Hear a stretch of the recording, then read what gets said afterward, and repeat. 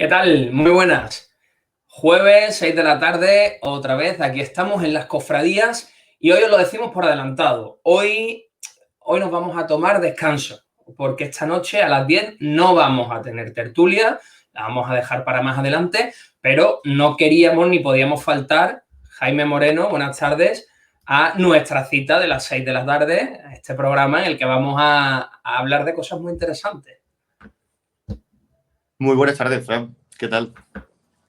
Pues muy bien, aquí ya excusándonos de antemano, que esta noche no tenemos tertulia, noche descansamos. Bueno, es que han venido una serie de obligaciones múltiples por todos los lados de los participantes, los integrantes de las cofradías, y bueno, yo creo que podrán y sabrán disculparnos porque una vez que no pueda ser, pues bueno, no es costumbre nuestra, ni deseo, pero no va a ser imposible y os emplazamos para el próximo jueves con la tertulia, claro. Y siempre tenemos oportunidad de hacer una tertulia en otro momento, aunque no haya programa, por ejemplo. Ya veremos. Es la versatilidad que tienen estos medios, que te lo permiten. Efectivamente. Oye, Jaime, hoy repetimos invitado. Pero ya lo hablamos en su momento cuando cerrábamos la primera entrevista que hicimos con él, pero hoy le vamos a dar una vuelta al tema, ¿no? Sí, hoy vamos a hacer la solución de continuidad de cómo acabó la entrevista a cómo va a empezar hoy. Acabamos formulando un deseo de charla, de entrevista, de coloquio, pues sobre cómo ha influido en la moda y bueno, la indumentaria religiosa desde tiempo pero en la moda hoy en día, en el concepto pop, porque es a partir de lo pop, cuando realmente, aunque tenga un precedente en lo kitsch, es realmente lo pop cuando la imagen se hace como divertida, se desacraliza, sale a la calle y donde suceden pues, un montón de implementaciones de esta imagen religiosa en contextos absolutamente improbables, en contextos urbanos, en contextos decorativos, en todo tipo de contextos.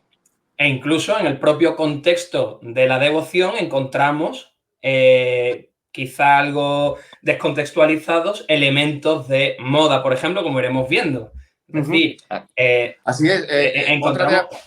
Otra de las tesis que planteamos realmente con esta entrevista, y Ernesto no sacará de dudas sobre el asunto, es el hecho de que en moda y arte religioso, indumentarias religiosas han estado retroalimentando durante toda la historia, prácticamente del cristianismo, ¿no? Entonces yo creo que puede ser un buceo interesante en este tipo de cuestiones que muchas veces tan ajenas nos resultan, pero tan reales son, ¿no?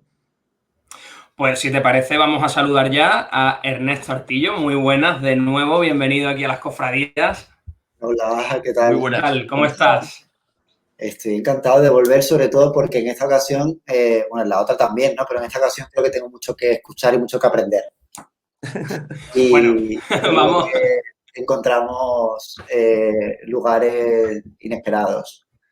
Seguro que sí. Y lugares que, conocidos por todos, no habíamos relacionado, ¿verdad, Jaime? Yo creo que si quieres podemos empezar a contextualizar esta entrevista y empezamos ya a hablar con pues sí, vamos a crear lo que se dice un marco, ¿no? Para iniciar la conversación.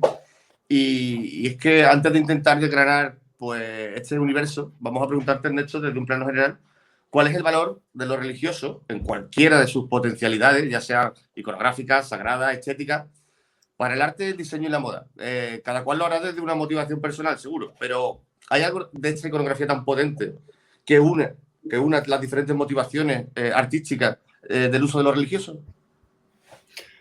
Bueno, yo creo que la primera cosa en común es la fe, es la creencia de que hay algo que contar y algo que trasciende. Y eso claramente cualquier manifestación artística se hermana con lo religioso en ese sentido, ¿no? En el hecho de decir, vale, creo que hay algo que puedo aportar, ya sea a través de las palabras de una manera conceptual o, como estamos viendo, a través de la imagen y de la estética, que puede trascender en los demás. ¿Qué pasa? Que en la historia del arte, uno de los que han aportado imágenes más potentes y más transgresoras es la religión, cualquiera de las religiones, ¿no? En este caso, el catolicismo, ¿no? Y entonces es inevitable recurrir a ella y retroalimentarse porque es que le han puesto mucho empeño, o sea, le han puesto mucho empeño, mucha creatividad y sobre todo mucho riesgo, mucha fantasía y acercándose a cosas ahora tan contemporáneas como el mundo drag. O sea, hay mucha gente que ve RuPaul y, entre comillas, puede parecer una mariconada, pero claro, ¿qué diferencia hay entre ver RuPaul, que es una serie americana de drags, con ver un evento del Vaticano? O sea, prácticamente la performance es la misma, ¿no? En este caso el Vaticano asumiendo con creces que sabe hacerlo mucho mejor, ¿no? Todo lo que tiene que ver con lo ritual. Mucho más mejor en el sentido de mucho más espectacular, ¿no? También tiene claro, mucho pero la parte del Vaticano tiene todo ese sentido que luego se traslada a este tipo de shows, que además podemos ver no solamente en esta serie, no solamente, también lo podemos ver en los carnavales, en Canarias, etcétera, que además tiene muchísima relación y en muchas ocasiones toman ese elemento común o parten de toda esta, entre comillas, parafernalia de lo religioso y lo reconvierten en los espectáculos y en los shows que podemos ver. Claro, es que tiene todo el sentido, porque es que una de las mejores herramientas que tienen las religiones es crear fascinación, es decir, fascinar a la gente. Ahora si me equivoco, pero el origen de la Semana Santa era pedagógico, ¿no? Era para enseñarle a la gente cuál era la pasión de Cristo, ¿no? Y cuál fue su vía crucis. ¿Qué pasa? Que la gente prácticamente no sabía ni leer ni escribir o no sabía, no entendía el latín. Entonces, a ver cómo se lo contamos. Bueno, pues a través de la fascinación, a través de un show, como tú dices, al nivel de los carnavales de Tenerife o de una carroza de Navidad o de una cabalgata del orgullo gay, hacerlo lo más espectacular posible para que la gente se fascine. Y entonces, claro, aparecen imágenes tan potentes como vírgenes, Cristo, oro, cosas muy, muy increíbles. Sí, el concepto ese que estabais tratando, que bueno, lo podemos luego entremeter también porque está dentro del discurso que vamos a tratar, es el camp, ¿no? O lo camp, esa teatralización hiperbólica de la feminidad en la cultura drag. Son prácticas performativas, como tú bien has dicho, en el hecho de, pues, normalmente de carácter político, porque son reivindicativas y son transgresoras, en cierto modo. Algo que nos sorprende y nos choca y lo vemos como súper moderno, como habéis dicho, del carnaval de las islas, pues sin embargo es una cosa que empezó en los 50, en los 60. Es decir, que estamos hablando de una actitud performativa que tiene ya como 60 años de vigencia.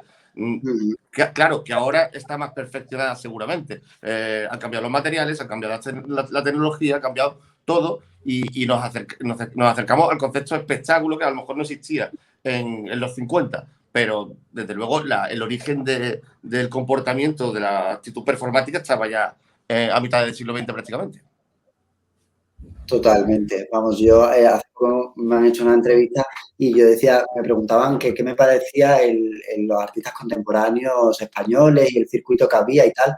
Y yo le decía que si tenía que fijarme en creadores o artistas contemporáneos, yo me sentía más afín a los cofrades que a los artistas contemporáneos. O sea, me parece que ahí realmente hay una identidad o una profundidad mucho más arriesgada. Aparte que el cofrade usa mucho un concepto que se está perdiendo en el arte, que es el concepto de lo decorativo. Lo decorativo está, digamos, depende de la línea artística, claro, pero normalmente se está yendo a un concepto de idea y lo decorativo se ve como superfluo, se ve como a erradicar, se ve como molesto en algunos casos. Y sin embargo, lo decorativo tiene unas connotaciones y tiene, como vamos a ver a lo largo de la entrevista, tiene unas connotaciones que son auténticamente espectaculares. Ya depende de cuál es el mensaje que tú quieras transmitir con tu obra. Pero desde luego que tiene validez hoy en día lo decorativo, por supuesto. Claro, y además es que está muy bien pensado, porque además en la Semana Santa lo decorativo también tiene un ritual, es decir, la manera en la que se vista una virgen con las camareras, ¿no?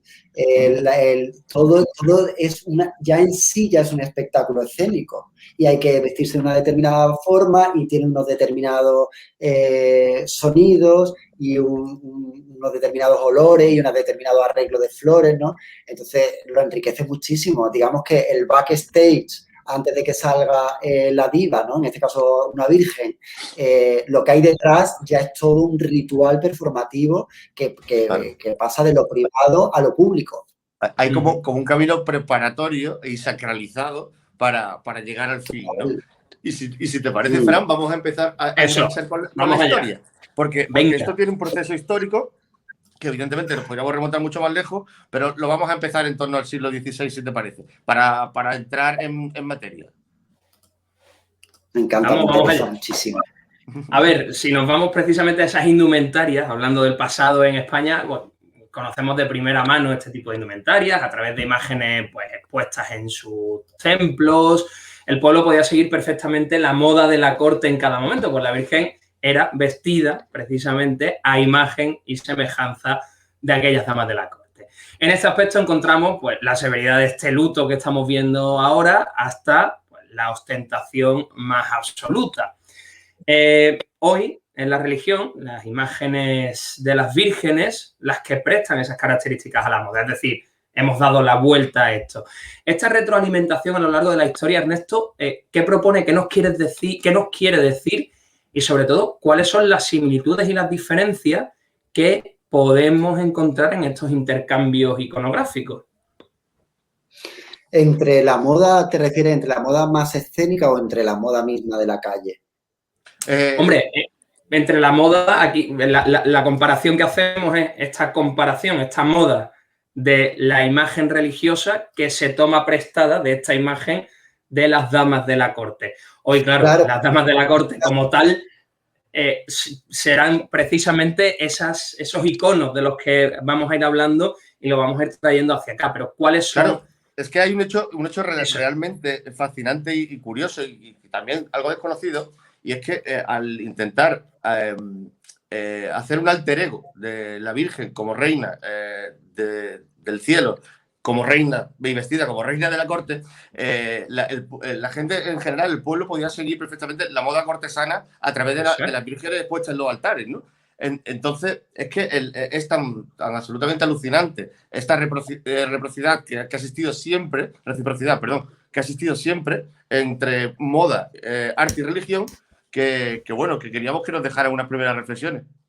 Claro, bueno, es que efectivamente pasa, ¿no? Con las vírgenes hay tendencias de arreglos de las vírgenes, ¿no? De ahora se llevan más así o se llevan más asado. Pero es que creo que también sería interesante ver cómo los nuevos imagineros, que hay imagineros muy jóvenes haciendo cosas muy interesantes, también empiezan a hacer de la propia talla unas imágenes, digamos, más contemporáneas. Es decir, que ya empiezan a tener unas siluetas muy parecidas a las que te puedas encontrar en la calle o las que se puedan llevar. O sea, de repente puede aparecer una virgen con el labio un poquito más voluptuoso. Estamos acostumbradísimos y nos parece súper normal que las vírgenes lleven unas pestañas postizas, que es una locura.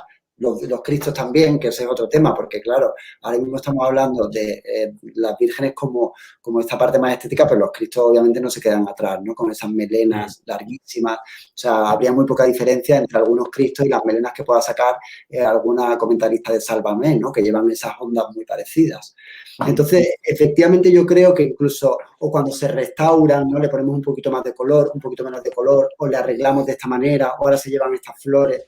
O sea, ahí aparece constantemente esa similitud, ¿no? Y un concepto que se está manejando mucho entre el gremio de vestidores o de priostes o almaceas y demás de culto, es la feminización de la Virgen. Es decir, marcarle las caderas. Claro. Vemos aquí este ejemplo. Este ejemplo que se está volviendo a poner de moda con esos trajes de corte. De hecho, creo que la Virgen de la Divina Providencia, de la Cofradía del Mutilado, acaba de estrenar pues, un traje de corte, lógicamente en tela, pero muy parecido a esta forma, marcando las caderas, estrechando esas caderas, casi como iconos de todo lo contrario de lo que es la fertilidad.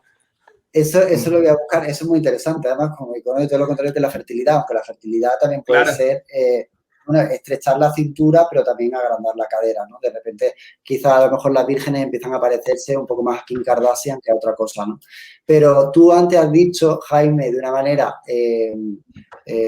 pues, muy sutil, la feminización de la Virgen. La Virgen ya es femenina, se entiende que es una mujer. Sí, yo creo que estamos hablando solamente de la sexualización, no solamente la feminización, sino la sexualización. Es una cosa que además yo vivo. Exacto, cada vez seguramente que es el una eufemismo que a mí me ha llegado en cuanto a esa intención, ¿no? A la hora de mostrar hoy en día a las vírgenes, y no deja de ser un eufemismo porque yo le respondí lo mismo a la persona que me transmitió ese mensaje. Digo, la Virgen ya es femenina per se, es decir, no le hace falta feminizarla. Pero sí que además no hace falta que sea ni siquiera en la forma de vestirla, o sea, en el trato que se le da ya hay una, o sea, ¿qué se le dice a la Virgen? A la Virgen se le dice guapa. Entonces, desde ese punto de vista, si nos fijamos, y a mí esto me pasa desde pequeño, tengo una conciencia total de que la relación entre la Virgen y el Cristo es casi más de pareja que de madre e hijo. Primero porque a la Virgen se le muestra súper joven. Luego que tienen una relación, incluso llevado al folclore y saliéndonos incluso del pop, casi como el que podría tener una coplera con un torero. O sea, hay esa relación como de amor y pasión y el llorar y el sacrificio y voy detrás tuya llorándote y, o sea, ahí hay una relación bastante peculiar, que a lo mejor no estamos acostumbrados que haya tanta pasión y tanta reivindicación de la belleza de las dos partes entre una madre y un hijo. Has hablado de la belleza, Ernesto, y es verdad, claro, siguiendo el concepto idealista que heredamos los mediterráneos, especialmente la cultura cristiana de los griegos, esa idealización de la imagen nos ha llevado tanto a introducir conceptos neoplatónicos en la propia imagen, como no ha sido desbrigada, no pierde nunca la belleza y la apariencia de juventud. Nos ha llevado a dar mensajes incluso confusos, ¿no? Entre si son madre e hijo, como tú bien has dicho, sobre todo al que, porque esto es comunicación y tiene unos signos que tú tienes que conocer para entender la comunicación. Al que no esté dentro del contexto, se puede perder bastante solo por la apariencia. Sí, aparte también ver qué símbolos también conviene comunicar o no. O sea, no podemos negar que la gran historia podría ser Romeo y Julieta o llevándolo a nuestro terreno, bodas de sangre, ¿no? Por ejemplo. Y todo lo que tiene que ver con la Semana Santa y con la Pasión tiene muchísimo de eso. O sea, tiene muchísimo de esa relación amorosa que se ha visto rota por una muerte, por un duelo indeseado. Efectivamente. Jaime, avanzamos, nos venimos un poquito más hacia acá. Vamos a andar así, porque nos hemos movido hace 4 o 5 siglos, como por dar eso, un pie histórico a una conversación que realmente empieza a sucederse más tarde. O sea, es lo que hemos dicho en la introducción, esa aportación o esa vinculación de este tipo de atuendos y de indumentarias y de formas, sobre todo a la calle, ¿no? Se produce bastante después, ¿no? Pasamos digamos, de la alta costura a una proliferación expresiva, decorativa, comercial que han perseguido las ramas del arte y del diseño y lo que han conseguido es, por un lado, desacralizar el icono, ya sea desde la parodia, la inspiración, la aportación de un sustrato cultural propio o la simple conversión en fetiche, y por otro, su incorporación al territorio de la moda, tan ajeno, a priori, a una institución como la Iglesia. ¿Podemos rastrear, Ernesto, algo de fetichismo en todo esto? Entendemos el fetichismo como trascender lo cotidiano del objeto y dotarnos de cierta aura que nos dé seguridad, confianza o dignidad. Claro, lo que pasa es que yo creo que pues, es que a mí todo esto me parece súper natural, porque todo ese tipo de imágenes ya son nuestras, o sea, ya forman parte de nuestro imaginario. Entonces, me parece incluso mucho más sano utilizarlas y acogerlas en nuestra cotidianidad que a lo mejor negarlas y decir, no, esto no es para mí o esto es que sería bastante hipócrita, o sea, sería bastante hipócrita que no apareciesen estas imágenes constantemente cuando desde que nacemos las estamos viendo en las iglesias, en la calle, en los colegios y en todos lados, ¿no? O sea, claro que forman parte de nosotros y está bien que todo este tipo de expresiones muestren que efectivamente es una cosa pop. O sea, en sí ya una cofradía en la calle ya es una cosa tremendamente pop.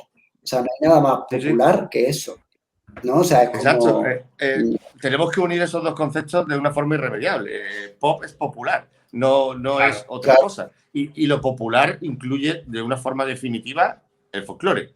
Y el folclore son las raíces y las manifestaciones artísticas y sociales de un pueblo o de un conjunto, de una población, vamos, que responden a su historia, su forma de ser y encima dotan de identidad y de pertenencia, ¿no? A los miembros de esa comunidad a la hora de manifestarse.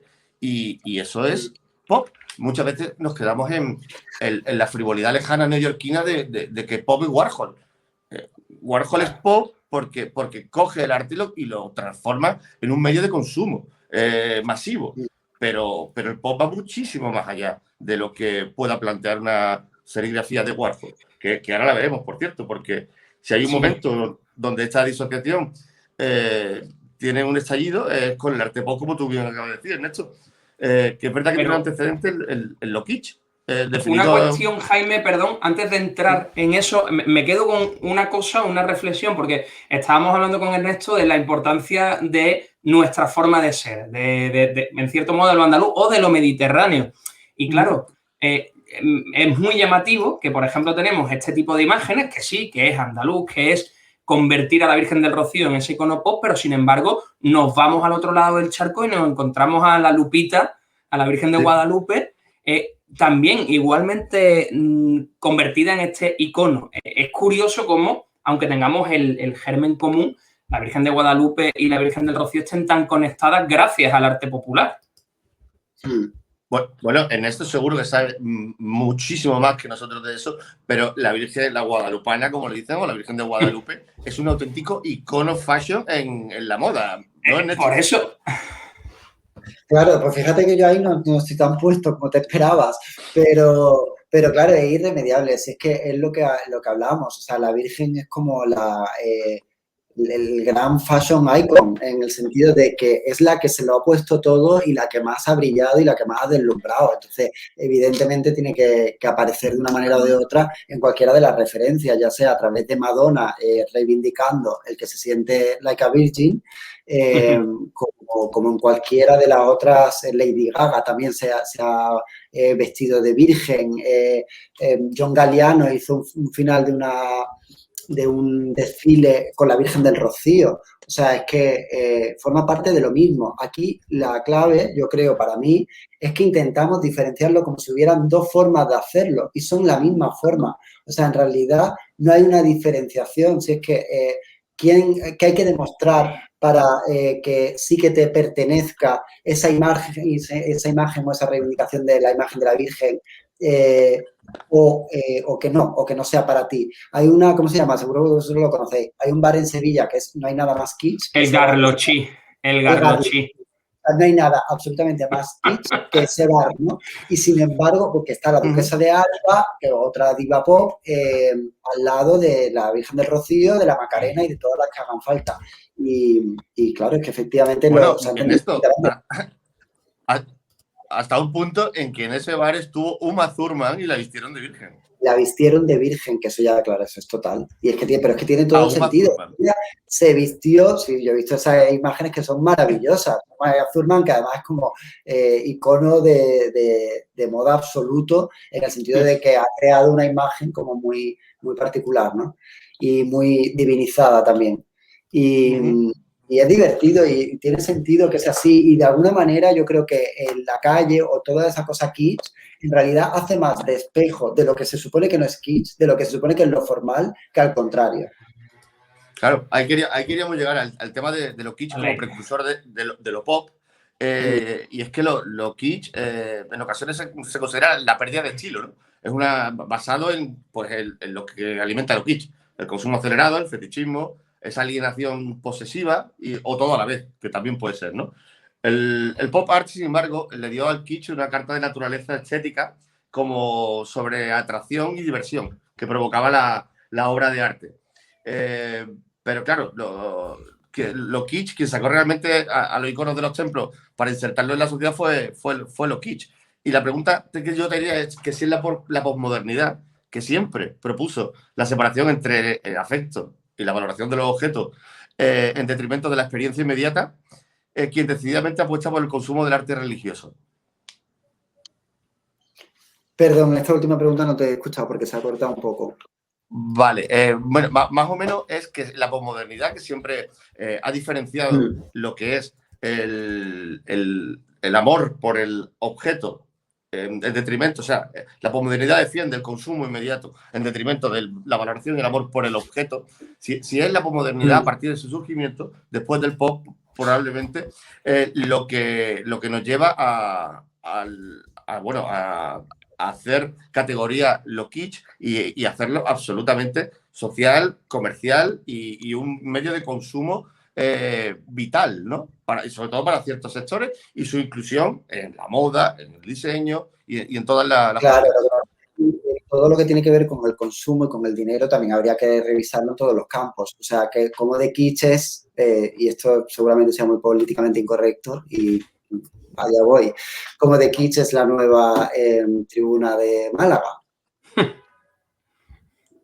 O sea, me parece que no hay nada más kitsch que eso, que yo la primera vez que lo vi, me parecía que iban a pasar las carreras de coches por delante. Claro, te iban a corregir, no, te iba a puntualizar que no es solo la nueva tribuna, es que es todo el recorrido oficial que se ha reconvertido en algo sumamente kitsch porque lo han convertido en ese circuito urbano con unos colores, tal, pues, efectivamente. Claro, el consumo, y eso es el consumo desde dentro. Por eso me refiero que no hace falta poner una camiseta. Al que pone una camiseta con la Virgen del Rocío de Málaga o lo que sea, pues ok. Pero lo que sí que es fuerte es que desde supuestamente dentro se haga esa cosa tan absolutamente kitsch. Y que, claro, o sea, tan descaradamente consumista, ¿sabes? Claro, que yo creo que es que lo que demuestra es la absoluta inmersión y además irrefrenable de ese concepto de lo kitsch en cualquier territorio. Es decir, esa pérdida que ya reclama la posmodernidad de la valoración de la individualidad, del gusto por lo exquisito o por lo único, nos ha llevado a este tipo de manifestaciones, pero inoculada ya en todos los sectores. Es decir, ya no quiero la diferenciación de lo selectivo, de lo apropiado, de lo monumentalmente bello. No, ya quiero la funcionalidad para el consumo, en todos los terrenos, ¿no? Sí, claro, o sea, ya es como, pues sí, Semana Santa, fast food, ¿sabes? Como, bueno, de alguna manera, sí, pues dentro de poco a lo mejor hay que hacer como un puerto para que la gente pueda ver la Semana Santa desde los barcos. Bueno, ya se hace el 16 de julio y hablas tú de ese fast food.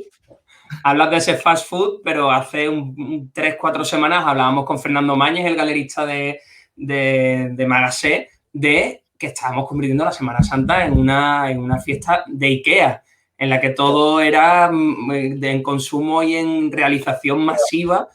Pero fíjate, Fran, y estoy muy de acuerdo con lo que ha dicho Jaime, no tiene que ver con mantenerlo, o sea, esto no tiene que ver con lo conservador. Desde mi punto de vista no tiene que ver con esta cosa que puede parecer que caemos ahí, ¿no? De lo de antes era mejor. La tribuna de antes me parecía mejor, eso me parece indiscutible. Pero al margen de eso no tiene que ver con lo de antes era mejor, sino con cómo se hace lo nuevo. O sea, tú puedes vamos a hacer una tribuna, un recorrido, y que, como decía Jaime, esté hecho desde el amor por la excelencia, pensando en el largo plazo, en que la experiencia sea más profunda, porque si realmente queremos hablar de lo que se supone que realmente importa, que es la pasión de Jesús como ejemplo para todos, ahí también hay que divinizarlo. No sirve de nada tener un trono espectacular, todo súper cuidado, si el resto de cosas no están perfectamente cuidadas. La iluminación de las calles, claro, dónde se sienta la gente. Escenario. Construir, Ernesto, una escenografía adecuada. Construir una escenografía con iluminación, con mobiliario efímero, con decoración, con todo. Para que el espectáculo alcance mayor cota de dignidad. En el barroco ya se decía que la perfección de la forma mejora el contenido, pero es que eso sigue funcionando. Una cosa que está mejor hecha funciona mejor en su intención de comunicación, seguro. Sí, y tiene más largo recorrido. O sea, además es como necesitamos, pocas cosas quedan tan comprometidas y tan improbables como la Semana Santa con su propia... O sea, no hay nada más anticapitalista que la Semana Santa al principio, como punto de partida, digamos.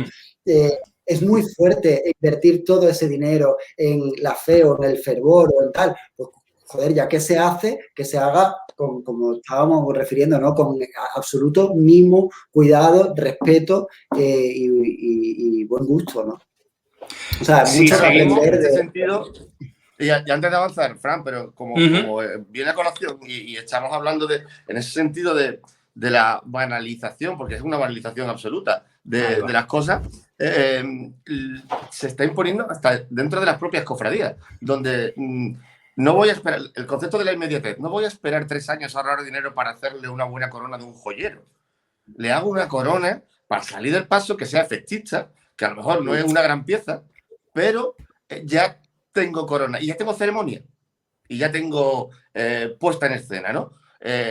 Entonces, yo creo que es lo que hemos comentado al principio, que todos esos conceptos de la posmodernidad se han inoculado en todos los terrenos de la sociedad y la Semana Santa no va a ser ajena a ella, claro. Sí, pero yo quiero pensar, por arrojar algo positivo, que volvemos de nuevo a largo plazo o a la necesidad de largo plazo de emocionarnos con lo delicado, con lo que dura mucho tiempo y en este caso está muy feo que lo diga, pero era un poco mi intención con la propuesta que hice el Jueves Santo de acto de penitencia. O sea, es invertir mucho tiempo en algo que no sirve para nada, en principio, pero que te da un tiempo de reflexión y además de insistencia, ¿no? Y estar ahí. Y de una manera o de otra, creo que sí que existe esa necesidad, porque tenemos ya una sobredosis de imagen, o sea, tenemos una sobredosis de imágenes rápidas, de consumo rápido, y todo hace que se acelere. Tú antes hablabas del IKEA, ¿no? Hasta hace nada era impensable empezar a sacar una colección cada semana, como saca, ¿no? Claro. ¿Qué pasa? Claro. Eso es la moda, pero luego la moda pasa a el interiorismo, ¿no? El interiorismo antes duraba, ¿qué se lleva? Se lleva el minimalismo y duraba décadas, o se lleva no sé cuánto y duraba un tiempo. Ahora todo cada vez más rápido. Entonces hay cosas que tenemos que proteger de todo eso. Y creo que pero ya... en lo cofrade, Ernesto, también, porque cada 2x3 tenemos una excusa para hacer una procesión magna, cuando las procesiones tendrían que mantenerse como algo sagrado durante su semana en el año y luego tenemos, a lo largo del año, pues si hay 52 semanas, tenemos 40 procesiones. Es que también estamos en eso, en las cofradías estamos y en la Semana Santa y en todo lo que tiene que ver con esto nuestro, con esta expresión de devoción, de arte y sobre todo antropológica, lo estamos llevando al fast food también, a la necesidad de consumir. Claro. Hay, exacto, necesidad de consumir y frugalidad del recuerdo. Es así, devorar, al fin y al cabo devorar el tiempo, ¿no? Es un poco Cronos y Saturno. O sea, y es lo mismo que estaba diciendo, estaba diciendo Ernesto, que ahora cada semana Zara saca una colección, cada año o cada 6 meses el interiorismo cambia, también probablemente por Inditex, y estamos en ese camino de que cuando hay una procesión extraordinaria, hasta la propia hermandad, que tiene un carácter, lo cambia radicalmente para acercarse a esos gustos que están más de moda. O sea, que estamos en un paralelismo absoluto y que podemos identificar perfectamente. Total. Solo quería darte más las razón todavía. Bueno, antes había hablado de una cosa muy importante que es que resume muy bien en todo este viaje que estamos haciendo, hablando entre la moda divina o la moda de la calle, que es la alta costura, ¿no? Estábamos hablando de largo plazo de excelencia y la alta costura sabe mucho de eso.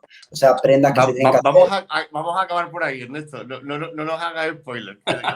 Te prometo que vamos a acabar por ahí. O sea, todas las palabras que estamos utilizando me vienen mucho a eso, ¿no? A lo hecho con despacio, a mano. Claro. Bueno, antes de llegar a esa parte de la... Es ser positivo y dar algo de luz al final de todo esto. Eso, perfecto. Pero vamos a seguir ahí transitando por la parte no oscura, pero sí, bueno, de esto, de lo masivo pues por ejemplo, esa desacralización que hemos ido comentando, pues la sobreimpresión en tejido, que vienen a cubrir partes del cuerpo relacionadas desde la moral con lo tabú, así como su aplicación con el uso de piezas gráficas, decorativas, que han creado un discurso irónico donde cabe desde la frivolidad hasta el erotismo. ¿Qué aporta a tu juicio el uso de esta iconografía para la realización de un discurso artístico en cualquiera de sus expresiones plásticas? Y si es que estamos ante una forma resemantizada por la posmodernidad para que las imágenes de otra forma salgan todos los días a la calle, fuera del control eclesiástico, como estábamos hablando. Bueno, a mí es que en realidad también pasa que en todas estas imágenes que me estás enseñando había una anterior como una intervención de street art con una virgen con el wifi en la cabeza, que en parte me parece que tiene todo el sentido. O sea, según se mire puede parecer una cosa casi una broma o como una especie de chiste, y de chiste en realidad no tiene nada. O sea, la fe contemporánea, es decir, esa cosa que no vemos pero en la que creemos, hoy está perfectamente representada a través de Internet, por ejemplo, ¿no? O sea, creemos que existe y de hecho está en la nube, ¿no? Donde, en el mismo sitio en el que se supone que fue Jesucristo después de resucitar, ¿no?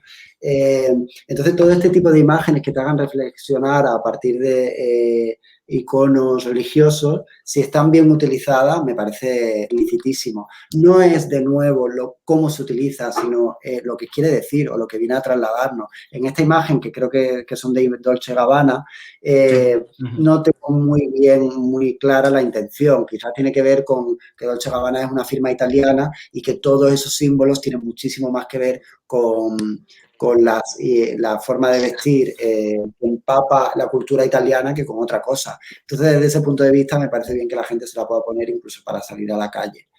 Pero de nuevo no es el qué se hace, sino desde dónde se hace, cómo y con qué objetivo. Da igual que sea una cofradía quien saca a la Virgen a la calle o que sea Dolce & Gabbana, si el mensaje está utilizado con astucia, y con una profundidad o con una mínima elegancia intelectual. Jaime, permíteme. ¿Sí? También está bien, o sea, que a mí me parece súper bien que se pueda banalizar, igual que, como decíais antes, se puede banalizar la propia Semana Santa. O sea, la gente obviamente haga lo que le dé la gana. Pero aquí hay una cuestión. Perdona, Juan, un momento, en cuanto a eso, y es que muchas veces son los propios cofrades los primeros en banalizar la Semana Santa. Claro.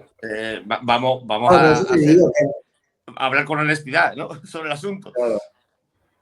No, yo quería asemejar, y quizá banalizo también, pero asemejo pues estas imágenes que estamos viendo, donde aparecen iconografías marianas, símbolos religiosos, etcétera, absolutamente descontextualizados, como ocurre también en esta moda rápida que podemos ver, como gente que no ha escuchado jamás en su vida una canción de los Ramones, lleva la camiseta de Ramones. Es decir, es lo mismo, es exactamente lo mismo, porque estamos agarrando un icono como es Ramones y lo estamos popularizando incluso en gente que no sabe ni que era un grupo de música. Pues exactamente igual ocurre con la Virgen de Guadalupe, etcétera. Y por llegar al paroxismo, Fran, la identificación entre el colectivo homosexual y Che Guevara. Por llegar ya al paroxismo, ¿no? de la historia que estás contando. Sí, hemos totalmente. Cortado, Ernesto. No, sí, pero yo estoy, encantado. Pero que sí, hay algo de que se pierde la intensidad, pero es que la moda en general es así. O sea, hay un punto en el que dices, tú estabas hablando pues de una camiseta del Che o de los Ramones, y hay algo de que la primera intención, es decir, la primera persona que recupera una camiseta de los Ramones y se la vuelve a poner, efectivamente sí está reivindicando un símbolo y un significado. En el momento en el que a lo mejor eso ya se viraliza en millones de tiendas y se convierte en un merchandising, al final una persona no sabe ni por qué se está poniendo la camiseta de los Ramones, claro. Quizás. Pero de alguna manera sí que queda como un resquicio de lo que fue o lo que pudo ser. Pasa igual con las camisetas con símbolos feministas, ¿no? Antes te ponían, yo qué sé, antes te ponían princess, soy una princesa, y a lo mejor ahora te ponen woman power, ¿sabes? Pues hay un punto en el que dices, pues mira, a lo mejor no saben ni por qué están poniendo woman power, están de alguna manera capitalizando un símbolo o un mensaje feminista, pero asumiendo que a nadie tiene por qué interesarle todo con la misma potencia, hay un punto en el que casi prefiero que lleven una camiseta en la que pone Woman Power que en la que pone Princess. Entonces algo queda. Y con las vírgenes son iguales. Pues oye, al final te estás poniendo a una virgen del símbolo a lo mejor de un fascista.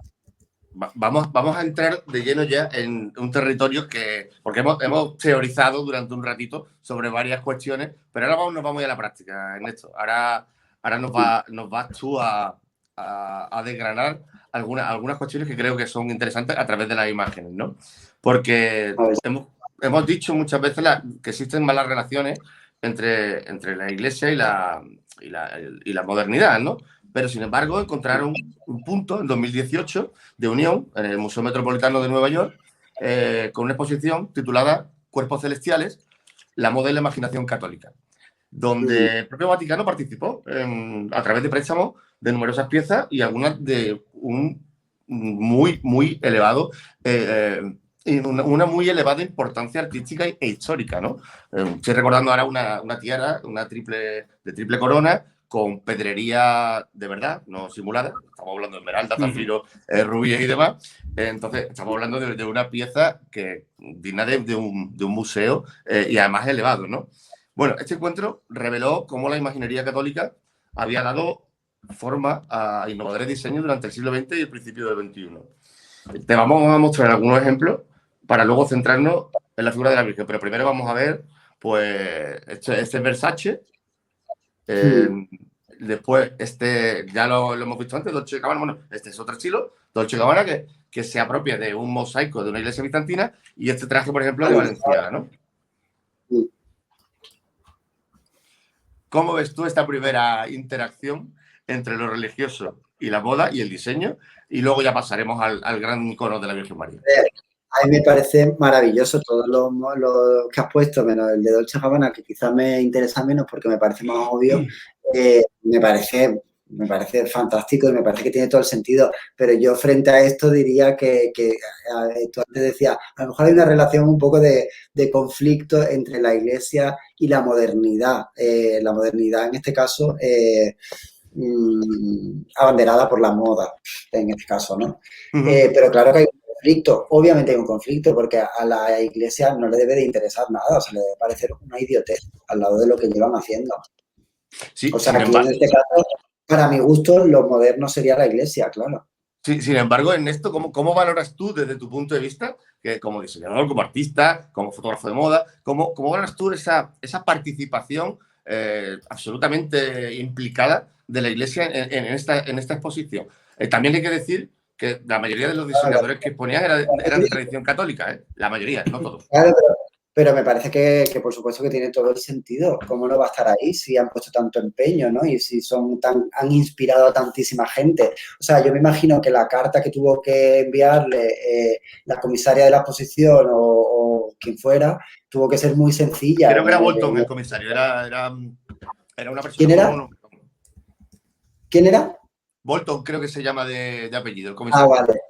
Vale, pues claro, es que, o sea, es muy obvio. O sea, es que la relación me parece muy sencilla. ¿Cómo no va a formar parte de la Iglesia de eso si la Iglesia es la principal inspiración, ¿no? O sea, hay un entendimiento claro en el que como mucho la Iglesia se apiada de esos pobres diseñadores que intentan inspirarse en lo que ha hecho con una fascinación que es natural. Entonces, como, bueno, pues fenomenal, claro, pues ya que me habéis hecho esta homenaje, pues formo parte, digo yo, claro. Por utilizar una expresión maldita, están condenados a entenderse, ¿no? Claro, bueno, es que no es que estén condenados a entenderse, es que forman parte de lo mismo, unos como creadores en este caso y otros como aprendices o como gente que se inspira de ellos. Pero aquí quien abre los caminos y quien dice esto por allí, el dorado por allí y la cola larguísima hasta allí, es la Iglesia en este caso, ¿no? Lo que pasa es que a poco que le cambias 2 costuras y le quitas 2 mangas, ya parece una cosa, o le subes un poquito la falda, ya parece una cosa que nos sorprende muchísimo, pero eso a la Iglesia le debe parecer una idiotez.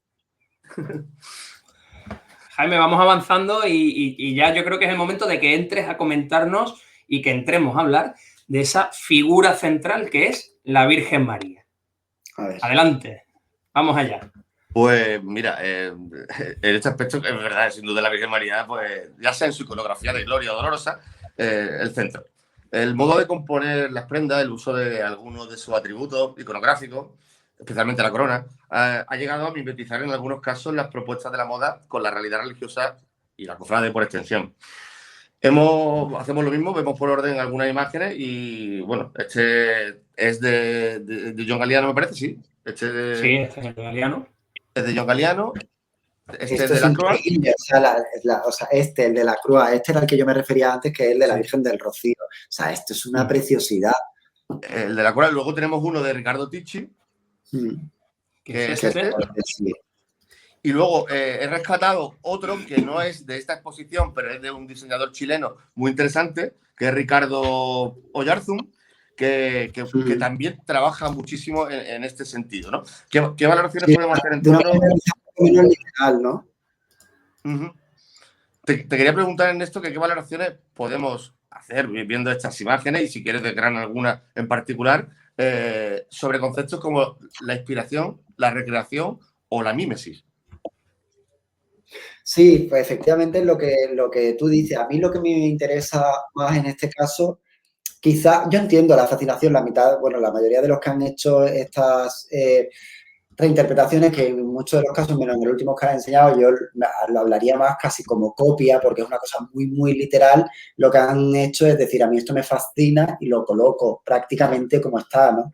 A mí, como ya llevo viéndolo desde que soy pequeño y ya me parece suficientemente espectacular la imagen original, o sea, esta, por ejemplo, que estamos viendo ahora mismo, ¿no? De Lacroix. Sí. Me parece fantástico que Lacroix saque esto, se fuese un día al Rocío, se lo pasase pipa, le pareciese una cosa que loquísima, y es una colección. Estupendo, pero bueno, a mí obviamente no me va a llamar más la atención esto que ver a la Virgen del Rocío, con esas facciones además que tiene súper peculiares, delante de ese retablo dorado, con un montón de hombres partiéndose la camisa para saltar. O sea, que esta exposición de Lacroix, fenomenal, pero que lo otro está a años luz en un mundo de espectacularidad. Entonces, en relación a la moda, a mí lo que más me interesa no es cuando se hace de una manera tan literal como en estos dos primeros casos, ¿no? El de Lacroix y el siguiente que habéis puesto. Este también me parece bastante, este es tremendamente literal. Absolutamente literal, exacto. Sí, sí. Claro, a mí me interesa muchísimo más, bueno, como por ejemplo algo así, que me parece por lo menos, tampoco me encanta, el de la izquierda me puede gustar un poco más. Perdón, te dejo este. Pero el de este, no, el lado este de la izquierda, me parece que ahí por lo menos hay una especie de interpretación, o sea, hay como una cosa más versionada. A mí en este caso la literalidad no me encanta, la verdad.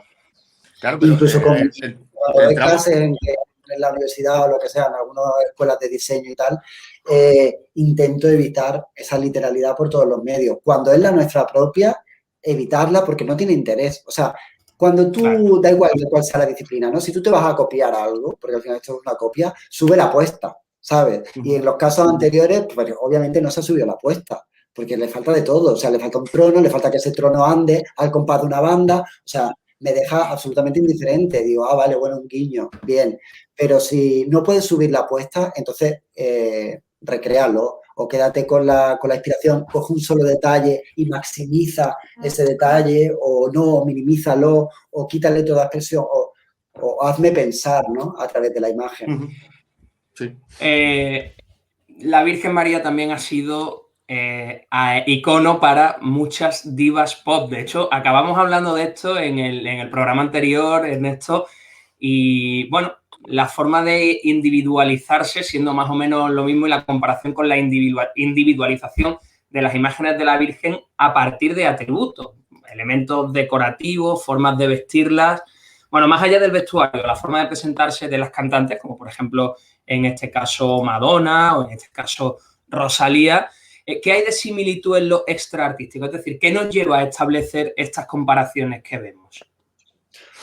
Pues lo aspiracional de todas las divas pop, o sea, todas querrían ser esa mujer a la que se idolatra, claramente. O sea, es para lo que ponen mucho de su empeño, ¿no? Para sentirse divinizadas, realizadas y admiradas.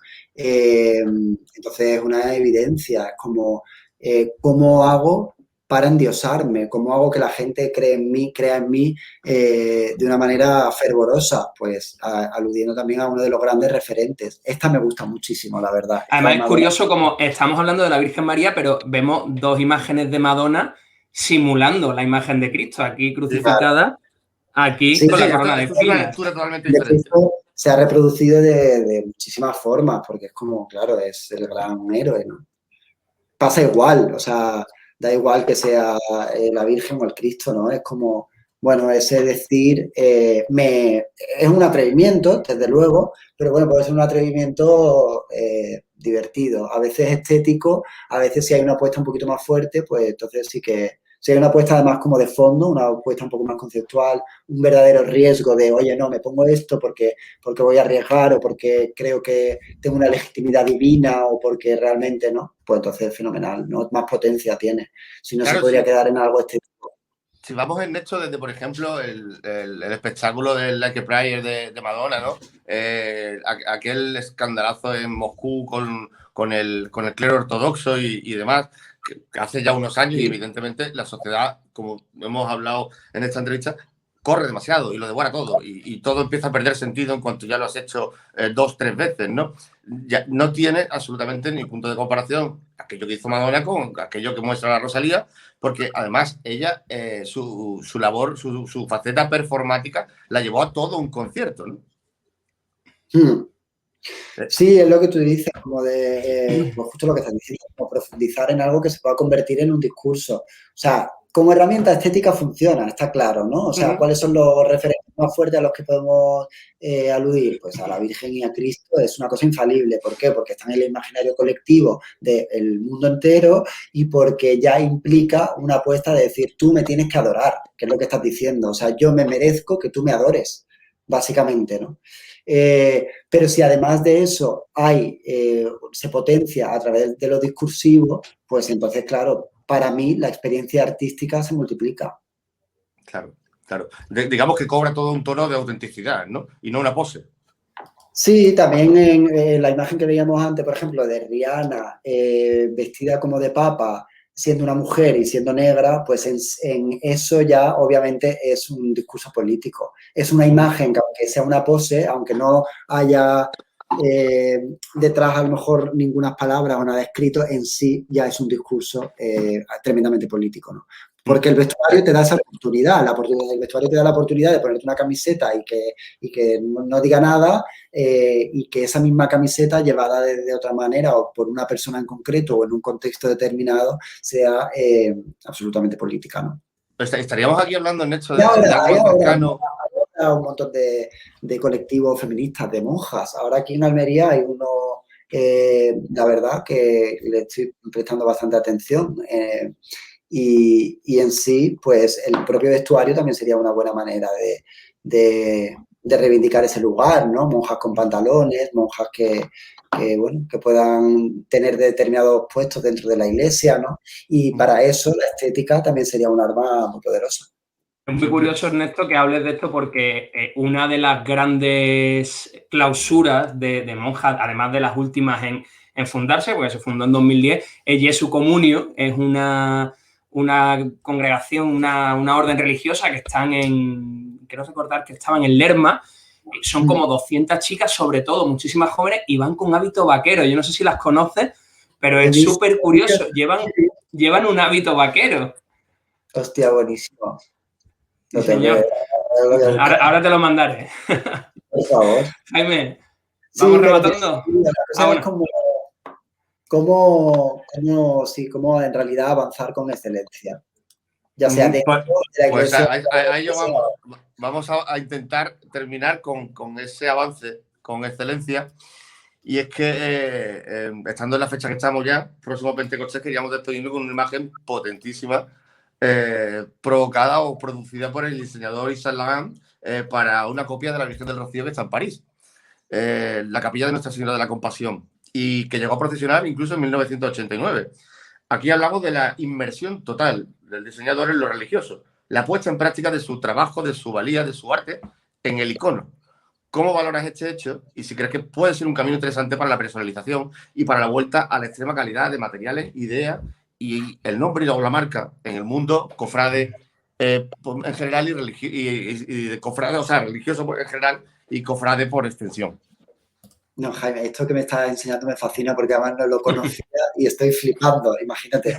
Y bueno, ¿qué te voy a decir? Es que me parece una obra de arte y creo que efectivamente lo que tú dices, creo que llega en el momento de la conversación perfecto como ejemplo de que la convivencia entre la excelencia y la belleza se parece más entre sí, sea cual sea el contexto. O sea, da igual que lo hagas desde lo contemporáneo, desde el mundo de la moda, desde dentro de una propia cofradía. Da igual cómo lo haga. Yo creo que lo que aúna y lo que realmente estamos de acuerdo que nos interesa es que se haga con esa dedicación y con ese amor del que podemos aprender de la tradición, ¿no? Claro, de hecho la palabra ofrenda, cuando se le hace algo a una virgen, a una dolorosa o a una virgen de gloria, se le ofrece, es una ofrenda, no deja de ser eso. Una ofrenda es ofrendar lo mejor que tú tienes o que puedes dar de ti. No es lo primero que encuentro en un escaparate. Total. Creo que la excelencia desde el sentido religioso también debería de ir por ahí, vamos. Sí, la ofrenda en todo, en realidad, ¿no? O sea, creo que ahora que ha cambiado tanto la película, ¿no? En los últimos años, y en el que la fe, sin lugar a dudas, aparece como una salvación, ¿no? Para muchos contextos, recuperar una forma de vivirla más profunda, creo que es la mejor manera, ¿no? Porque si no, no va a ser nada, será o así o la nada. Y entiendo contigo que la profundidad está también en evitar esas superficialidades y esas banalidades y irte a lo excelso, a lo único, a lo identificativo y a lo exquisito. ¿De quién era esto? ¿Me has dicho? ¿De Lacroix? De Saint-Laurent.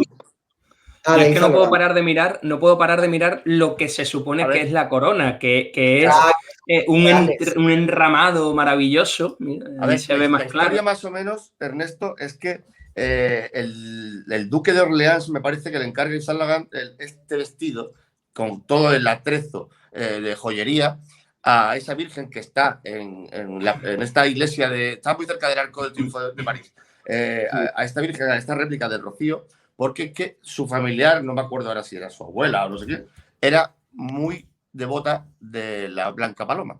Entonces le encarga a Saint-Laurent, o sea, es decir, estamos hablando de que esto no es un capricho del modisto, sino que encima es un encargo que tiene un fondo sentimental, familiar, devocional, y entonces enriquece aún más todo lo que estamos viendo, ¿no? Pues sí, y nos da alguna idea de que a lo mejor, por ejemplo, la tribuna de Málaga se la tenían que haber encargado a un arquitecto o una arquitecta capaz de dedicarle el tiempo y la emoción que eso requiere. A lo mejor se la tenemos que haber encargado también a Saint-Laurent. Bueno, con ayuda de algún escenógrafo seguro que hubiera quedado algo maravilloso. Estoy seguro. Pues... Oye, qué buen rato hemos echado otra vez. Se me ha pasado una hora volando. Qué maravilla. Sí, una hora llevamos. Hemos estado todo el rato entre la tierra y el cielo. Hemos estado en un sitio muy agradable. Muy ligero, muy volátil. Eso que acabas de decir, eso sí que sería para apuntárnoslo todo, ¿no? O sea, en un momento en el que todo son extremos y muros y es como o todo o nada, estar en el gris, estar entre la tierra y el cielo, estar en el limbo, realmente es de lo más revolucionario que podemos hacer ahora.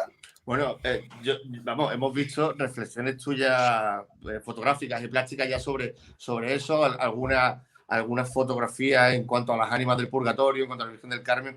Eso también tendría otra conversación. Y ahora te vamos a dejar descansar, vamos a dejarte disfrutar del verano y pronto o en un tiempo será un placer volver a hablar contigo porque eres tan poliédrico que podemos hablar y charlar de muchísimas de las facetas que nos incumben y que nos interesan a ambos. Cuando queráis, yo aprendo de vosotros y estoy encantado. Me siento... Bueno, pues nos retroalimentamos, seguro. Así es. Una comunidad con la que me siento representado. Ernesto, un placer otra vez. Y igual, lo que dice Jaime, de aquí a no mucho, la próxima temporada ya, para dejarte descansar, te volvemos a ver por aquí en las cofradías. Muchísimas gracias por todo. Estaré como espectador. Muchas gracias. Muchísimas un placer, gracias, Ernesto. Adiós. Jaime, hoy vamos a descansar nosotros también, igual que vamos a dejar descansar a Ernesto hasta la siguiente temporada. Nosotros hoy nos quitamos lo de la tertulia porque tenemos otras obligaciones. así somos. Sí, de tal manera vamos a ofrecer un programa cargado de intensidad, Sí. En muchísimos aspectos, tanto teórico como plástico, como práctico, como visual. Porque hay mucho que comentar, o sea, porque yo, si hubiera estado Miguel aquí, hubiéramos profundizado mucho en esta imagen de Rosalía simulando, además hasta con las estrellas, etcétera. Sí, con esa corona, esa especie de corona espina de oro, que no llega a ser de espinas, pero no deja de ser una corona, Sí. Con ese manto que evoca a las vírgenes de la misericordia, ¿no? Donde daba cobijo y cabida a las almas, ¿no? La iconografía es muy potente, muy estudiada. Llegó creo que a ofender, ¿no? Bueno, ofendidos hay siempre. Bueno, cada vez más, o sea, que hagan lo que hagan. Sabes que hay una parte que no va a respirar por tus heridas, por tus propuestas. Efectivamente. Bueno, Jaime, el jueves que viene vamos a volver a irnos a la parte de literatura, vamos a irnos a hablar con el autor de un libro muy interesante porque vamos a hablar de historia, de literatura, vamos a hablar precisamente de uno de los grandes iconos pop que hay y de cómo se fue convirtiendo en esto. No vamos a adelantar mucho, la semana que viene que lo vean nuestros espectadores. Lo podemos dejar ahí porque ya hemos dicho incluso demasiado a lo mejor. Sí. Jaime, nos vemos la semana que viene aquí de nuevo en las cofradías a las 6 de la tarde. Buenas tardes. Será, adiós.